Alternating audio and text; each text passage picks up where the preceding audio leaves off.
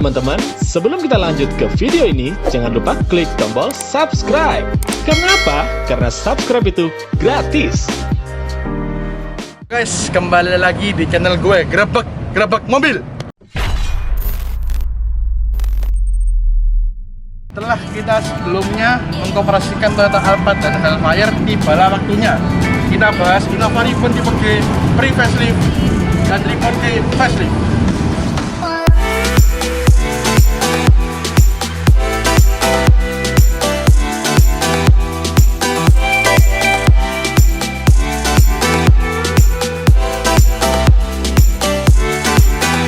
Yuk kita bedah, apa sih bedanya yang versi facelift dan pre-facelift. Di bagian pre-facelift dia di sini grillnya warnanya silver, kemudian di ram bagian bawah dia warnanya hitam gold. Untuk di bagian yang facelift, grillnya dia fascianya baru, dia pakai warnanya agak warna gelap tapi glossy ya. Kemudian untuk di sektor lampu maupun facelift maupun yang pre-facelift, lampunya sama tetap pakai headlamp biasa warna kuning, masih halogen, belum pakai yang proyektor. Begitupun juga yang di bagian versi facelift.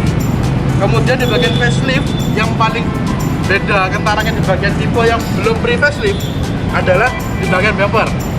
Yang sebelumnya lampu sen dan lampu fog lamp jadi satu di sini, sekarang pindah. Lampu sen pindah di bagian sini dan fog lamp pindah di bagian bawah. Kemudian kalau yang ini dia masih nyambung ya, rata. Bagian sen di sini dan fog lamp di sini. Di sektor samping kita bisa lihat untuk secara keseluruhan dari tipe G, V, Venturer perbedaannya nggak cukup banyak. Mungkin kalau di tipe G dia masih menggunakan ring 16 dibalut dengan ban ukuran 205/65 ring 16 dan warnanya dia masih single tone. Kemudian di bagian samping nggak ada bedanya sih. Mungkin untuk tipe yang luxury dia dapat aksen chrome seperti ini. Beralih yang ke versi facelift. Di versi facelift pastilah terlihatlah perbedaan. Satu, dia berawal dari pelek, dia tetap memakai ukuran yang sama, ring 16. Ukurannya juga sama, 205, 65, 16. Tapi di sini dia dengan finishing two-tone, jadi terlihat lebih keren. Kemudian untuk di tipe yang di samping, apa sih bedanya? Kalau yang di tipe yang sebelumnya dia ada chrome, di sini nggak ada chrome. Karena di tipe ini dia sudah ada dua, tipe G biasa dan tipe G luxury. Kita bahas mesinnya. Di bagian yang facelift, mesinnya masih sama, 2GD FTV. Hanya perbedaannya terdiri dari di bagian biasanya intercooler, pipanya dia masih sama-sama menggunakan bahan karet. Cuman kalau yang di versi ini dia sudah tidak bisa diutik-utik. Kenapa? Karena dia di sini sudah memakai klem seperti milik mobil Eropa, kasnya VW, kemudian BMW dan Mercy. Kemudian perbedaannya lagi, turbonya dia lebih beda, yang ini lebih besar. Jadi tenaganya di bawah dia lebih ngisi, tapi di atasnya dia ada sedikit delay. Kemudian di bagian sisi untuk mesin ke bawah, di bagian gas buang, dia downpipe-nya menggunakan yang model yang baru. Kemudian front pipe-nya juga beda. Jadi yang sebelumnya downpipe-nya di sini ada kataliknya yang gede, sekarang kataliknya pindah ke bagian front pipe. Kemudian beralih di yang pre-facelift. Kalau di pre-facelift mesinnya masih sama, 2GD FTV juga 6 speed. Cuman di sini dia masih bisa diutik-utik. Kebanyakan seperti mobil diesel zaman sekarang. Entah mau di remap, piping intercooler, ganti turbo 1GD, RHF 4, hybrid. Kalau yang di ini dia masih bisa. Karena dia yang ini internalnya masih sama semua dengan tipe yang sebelumnya. Mungkin tahun keluaran 2016 sampai 2019. Kita bahas bagian interior.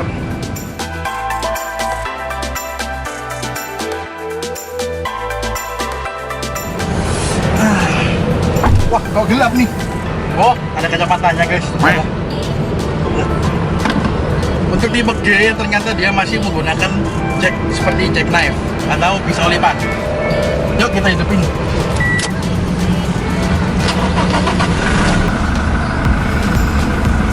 Di bagian interior, dashboardnya sih semua untuk tipe GV dan Venturer pun masih sama. Bahan-bahannya masih plastik. Kemudian perbedaannya ada di bagian sini. Kalau di sini dia berwarna silver, kalau yang tipe V dan tipe Venturer beda. Kalau di tipe V dia menggunakan wood panel, kalau di di Venturer dia menggunakan panel black gloss atau berwarna piano black. Kemudian untuk di bagian kontrol AC dia beda. Kalau yang lainnya sudah pakai climate, kalau yang ini masih model kompor atau putar-putaran secara manual. Untuk head unit dia juga berbeda. Kalau yang di sini dia masih belum ada GPS-nya, walaupun untuk semua tipe. Tapi di bagian yang facelift ini head unitnya masih resolusinya masih kurang. Kenapa? Dia juga untuk masuk gigi mundur dia nggak ada kamera. Terus beralih ke bagian bawah, di sini dia ada drive mode, terdiri dari dua, eco mode dan power mode. Kalau di eco dia untuk mengiritkan bahan bakar, kalau di power ingin memiliki tenaga yang lebih besar. Setir untuk kesenangan jari kita di bagian jempol, di sini juga ada untuk pengaturan audio. Jadi ada plus minus, next channel, kemudian ada untuk voice command dan Bluetooth. Di sebelah kanannya di sini ada untuk pengaturan MID. Jadi untuk pengatur MID di sana kita tinggal tekan di sini. Jadi di sini ada keluar, ada untuk eco-nya, kemudian ada untuk average, terus ada range bahan bakar, average speed, jadi semua ada di speedometer. Di bagian speedometer perbedaannya dari tipe G, V dan Venturer adalah warnanya. Kalau di sini dia masih warna biasa ya, nggak ada LCD-nya. Kalau yang di bagian Venturer dia LCD juga berwarna. Kemudian di sini juga di bagian tengahnya, bagian MID-nya juga dia besar. Kemudian perbedaannya lagi saat dihidupkan dia ada animasi Innova-nya. Kemudian beralih ke bagian atas atau bagian plafon. Untuk tipe G lampunya cukup standar. Mengapa begitu? Karena kalau di tipe V dan Venturer dia di bagian sini ada ambience light-nya berwarnanya ice blue dan intensitas cahayanya juga bisa diterang redupkan. Kalau yang di ini tipe G nggak ada sama sekali, dia mungkin cuma ada untuk lampu biasa. Kemudian ada untuk switch untuk membuka lampunya hidup ketika pintu dibuka.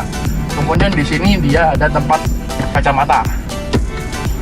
Oke, di baris kedua sama-sama sih untuk kursinya ada sedikit perbedaan, walaupun bagi orang yang awam tidak bisa merasakan.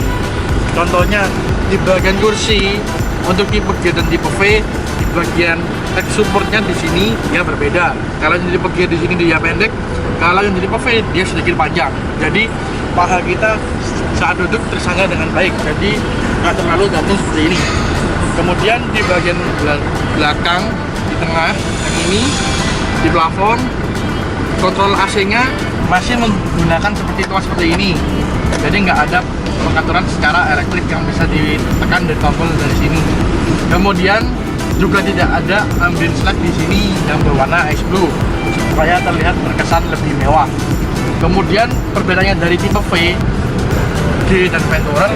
Kalau di tipe V dan Venturer di sini dia ada TV atau rear entertainment yang bisa dibuka atau ditutup secara manual dengan cara dilipat.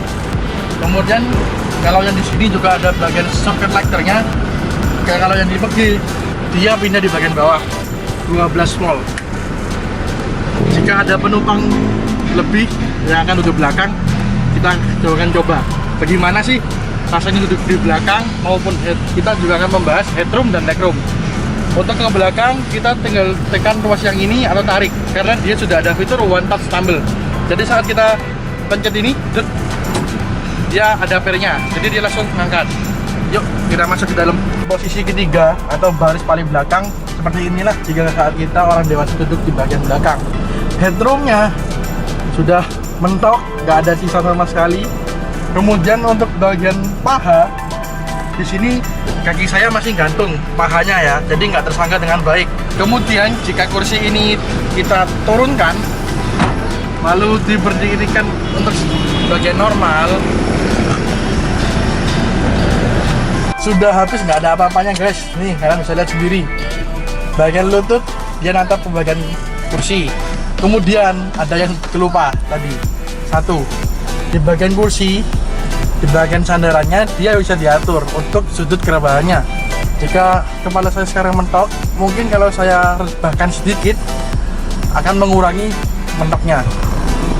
Nah tapi segini nggak banyak, Kalau mungkin yang tingginya ukuran saya 170 cm, untuk di belakang tidak rekomen. Mungkin kalau yang di bawah 170 atau 160 mungkin duduk di sini masih enak, karena bagian headroomnya dia nggak pas-pasan. Untuk headroom di bagian tengah, wah, lebih leluasa daripada di belakang. Dia masih tersisa mungkin 4 jari. Untuk legroom di bagian tengah sangat luas sekali, dan juga kursi ini bisa dimundurkan. Nah, tapi nggak banyak. Tadi kita sudah bahas interior di bagian tipe G yang pre-facelift. Sekarang yuk kita pindah ke tipe G versi facelift.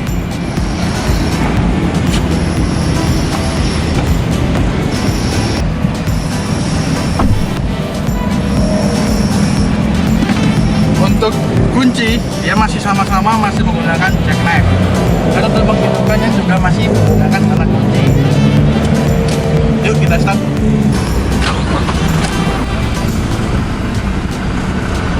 Nah, di bagian yang interior bagian tipe yang facelift, perbedaannya ada di warna joknya. Kalau di sana warnanya cerah, kalau yang di sini dia agak lebih gelap. Jadi kesannya dia terlihat lebih sporty. Kemudian di bagian sisi dashboard, dia masih sama dengan tipe yang masih pre-facelift, sama-sama belum ada boot panel atau belum ada bagian piano black. Kemudian perbedaannya dengan yang facelift atau yang pre-facelift, bagian head unit. Di bagian ini dia terlihat lebih besar, resolusinya terlihat lebih tajam. Kemudian di sini sudah ada pengingat hari atau tanggal. Jadi ada tanggal genap atau ganjil. Yuk kita bedah fitur-fitur apa aja sih yang ada di head unit yang di bagian facelift dengan di bagian pre-facelift, bedanya apa? Yuk. Di sini dia masih sama, ada fitur iPod, kemudian ada Bluetooth teleponi, kemudian di sini masih ada disk, kemudian masih ada Bluetooth audio, dan juga masih ada USB, kemudian masih ada mirror case, radio, dan masih ada M Toyota. Perbedaannya di sini hanyalah interface-nya aja yang berbeda. Di sini juga ada jam bentuknya digital dan ada tanggal. Perbedaannya untuk tipe G yang versi facelift atau yang pre-facelift sih nggak banyak banget ya. Perbedaannya hanya ada di sini. Sekarang dari tipe yang terendah sampai yang Venturer, dia sudah ada vehicle stability control-nya, dan ini sudah menjadi standar dari tipe G, V, dan Venturer. Setelah dari bagian unit dan dashboard, kita pindah ke bagian plafon. Apa sih bedanya dengan yang bagian belum facelift? Ternyata nggak ada bedanya. Tetap masih ada tempat kacamata, kemudian lampunya masih berwarna kuning, kemudian masih nggak ada ambience light-nya. Terus perbedaannya yang kentara itu apa sih dari bagian facelift dan pre-facelift? Perbedaannya di sini hanyalah warna corak joknya dan head unitnya saja. Di bagian speedometer dan setir sama seperti yang tipe belum facelift. Di bagian kesenangan jari atau jempol kita sama persis dengan yang tipe belum facelift. Ada untuk pengeras pengecil audio suaranya, ada next channel, kemudian masih ada untuk mode mute atau dimatikan dari sini tulisnya hold, ada voice command. Untuk teleponi di sini dia ada untuk merijek dan answer atau menjawab. Kemudian di sini juga masih sama, ada yang untuk mengatur bagian MID di speedometer. Nah, beralih ke bagian sektor pengaturan kaca. Kalau di bagian yang tipe V Venturer, di sini hanya warnanya silver. Kemudian untuk di bagian sininya dia berwarna black piano. Tapi untuk tipe yang terendah tipe G, di sini dia di finishing dengan warnanya hitam doff. Kemudian masih belum ada pengaturan retract secara elektrik. Jadi pengaturan spionnya yang sebelah kanan atau kiri masih secara manual. Nah, kemudian untuk fitur auto up and down-nya dia hanya tersedia di bagian driver. Tapi untuk di bagian penumpang, bagian sebelah kiri atau bagian belakang, semuanya masih belum ada fitur auto. Kemudian di baris kedua perbedaannya juga nggak ada, mungkin cuman warna joknya aja. Kemudian di sini dia ada hook untuk menggantung barang dengan batas maksimal 4 kg. Kemudian di sini juga masih tetap sama, ada socket lighter 12 volt di bagian sini. dan masih belum ada TV atau Realisation Entertainment. Bagian plafonnya dia juga masih sama dengan tipe yang pre-facelift. Pengaturannya masih secara manual, belum ada tambah elektrik atau masih memakai tuas. Kemudian juga masih sama, tidak ada armrest lainnya yang berwarna ice blue. Yuk kita bahas lagi bagian belakangnya, apa masih sama sih dengan yang pre-facelift. Nah, untuk pelipatan kursi masih sama, ada one touch tumble. Ternyata ada bedanya. Headroomnya juga masih pas-pasan, juga masih nantap. Kalau ada bolongan kursi,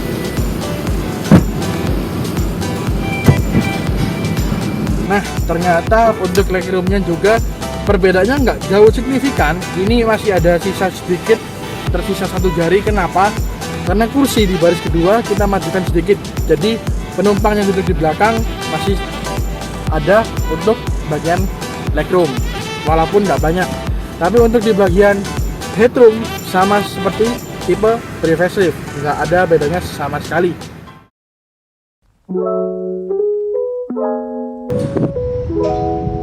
Aduh. Mas, detik mas. Oh, detik mas. Maaf. A few moments later. Yuk, sekarang kita balik ke bagian belakang.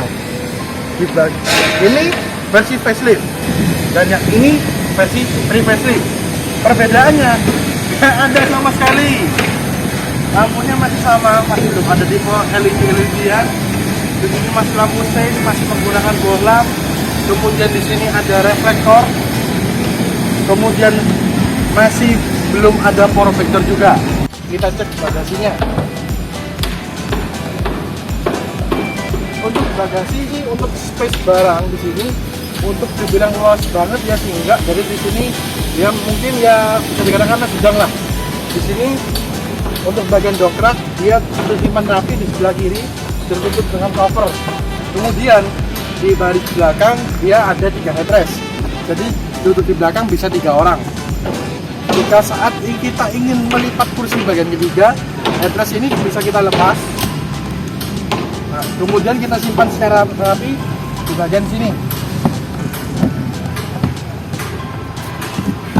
Nah, untuk mekanisme pelipatannya di jok bagian ketiga, dia sudah ada pegasnya. Jadi kita tidak perlu menggunakan tenaga sama sekali. Jadi kita tarik tali yang ini, kemudian dia akan langsung rebas secara otomatis. Tinggal kita angkat ini, ringan bukan? Kemudian kita cantelkan pengaitnya di sini. Setelah yang tipe facelift, yuk kita bahas yang belum facelift. Bagian belakang lampunya juga masih sama ya guys, belum ada sistem LED-nya. Kemudian di bagian belakang, kalau yang di sana tidak ada reel diffuser seperti ini, di sini dia ada tambahan seperti diffuser. Kemudian di sini dia ada seal plate. Ini tambahan ya, ini option. Kita bahas juga bagian bagasi. Bagian bagasi dia space-nya juga masih sama dengan tipe yang facelift. Cuman di sini dia bagian untuk kursinya dia sudah di backlight. Untuk dongkrak dia di sini tersimpan secara rapi dan sudah ada covernya. Kemudian untuk konfigurasi kursi di bagian belakang tetap sama, dia bisa mengangkut sebanyak 3 orang. Untuk headrest di bagian belakang juga masih sama, ada 3. Untuk pembukanya juga sama, kita tekan tombol ini, lalu kita tarik, kita taruh di sini. Nah, tersimpan dengan rapi bukan?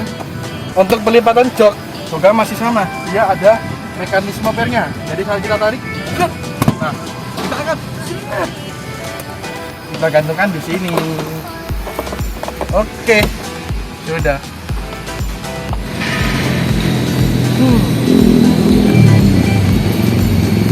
Oke, di belakang kita di penghujung acara gerbek mobil.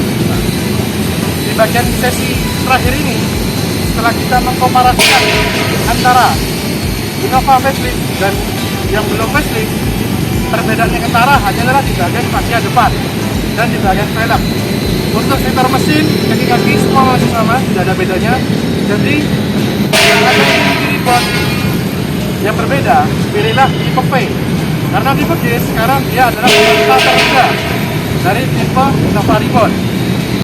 Nah, sobat otomotif, jika Anda tertarik dengan unit-unit mobil second dari kita, Kakak Mobil, datanglah ke sini. Karena di Kakak Mobil, selain melakukan transaksi jual beli mobil bekas, Kakak Mobil juga bisa menjual mobil dengan kondisi baru. Contohnya dari Toyota, Mitsubishi maupun Honda. Jadi, tunggu apa lagi? Yuk, Kakak Mobil.